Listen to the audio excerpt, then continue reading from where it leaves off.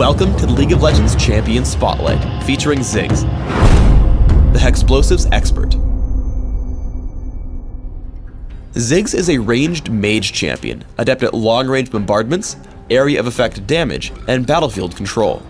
Ziggs' passive is Short Fuse. Every few seconds, his next basic attack will deal bonus damage. Short Fuse comes up more quickly every time Ziggs uses one of his abilities. Bouncing Bomb throws out a bomb that explodes if it lands on an enemy, damaging all surrounding enemies. However, if the bomb doesn't land on an enemy, it bounces instead, exploding when it does land on an enemy or on its third bounce. Note that the distance you throw Bouncing Bomb determines its speed as it bounces. As Ziggs' main damage source, take Bouncing Bomb at level 1 and max it by level 9. Satchel Charge throws an explosive charge on the ground that explodes after a short delay or when Ziggs reactivates the ability. When Satchel Charge explodes, it damages and knocks back all nearby enemies. Ziggs can use Satchel Charge to blast himself away without taking damage. Primarily a utility spell, take 1 point in Satchel Charge by level 4 and max it last. Hexplosive Minefield scatters a number of mines in an area, each exploding on any enemy who walks over one. Enemies hit by a mine are damaged and slowed for a short time. Enemies who trigger multiple mines take reduced damage from mines beyond the first. As a strong damage and area control spell, take Hexplosive Minefield early and max it by level 13. Ziggs' ultimate is Mega Inferno Bomb, which blasts an area on the map, dealing tons of damage to all enemies caught in the area. Mega Inferno Bomb has a massive range and displays a warning to its enemies right before it lands. As with all ultimates, take Mega Inferno Bomb at levels 6, 11, and 16.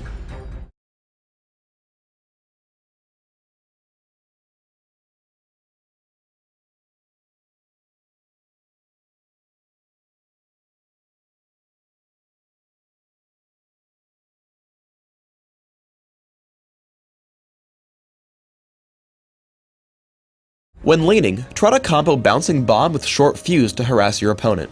Here when Gragas comes in, I can take a good chunk of his health with a quick combo, giving me control over the lane. Once you learn Hexplosive Minefield, you can do even more. I throw damage at Gragas until he gets low. I drop Hexplosive Minefield behind him, giving him no way to escape, and leaving me first blood.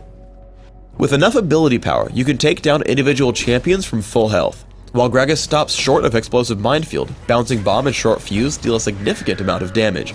As Gragas runs, Satchel Charge bounces him back into me. I lead in with Mega Inferno Bomb, making sure he can't outrun it. As he jukes back, I land Short Fuse. If he had kept running, Bouncing Bomb would pick up the kill. As a mage, you'll want extra mana through the Ancient Golem buff.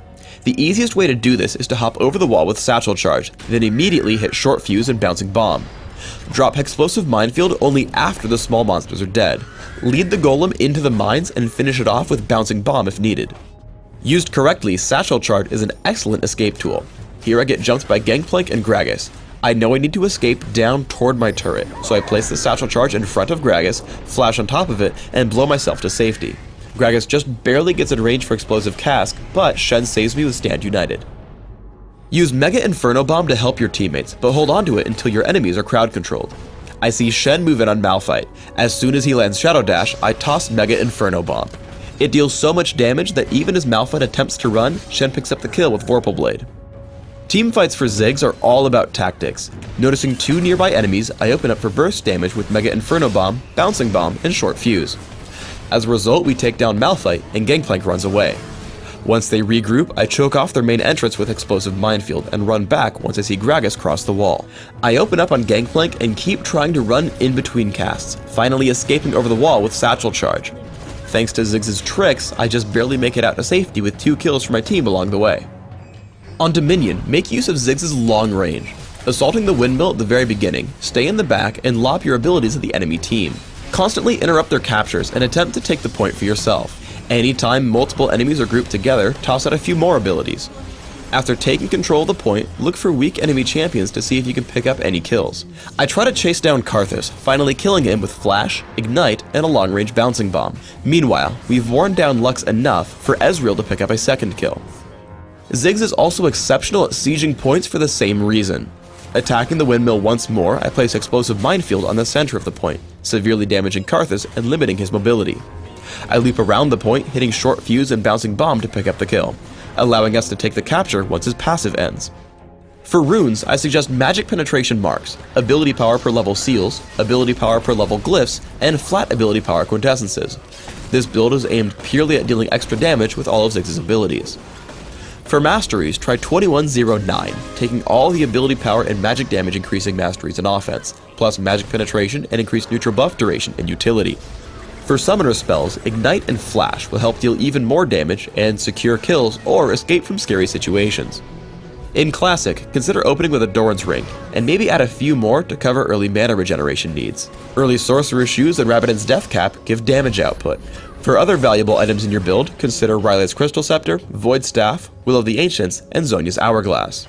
In Dominion, your build should be similar. Open with Prospector's Ring, Boots of Speed, and 2 health potions. Sorcerer's Shoes and Rabbidan's Death Cap are still great damage items. You'll want some cooldown reduction, so add in Morello's Evil Tome before investigating Void Staff, Riley's Crystal Scepter, and Will of the Ancients.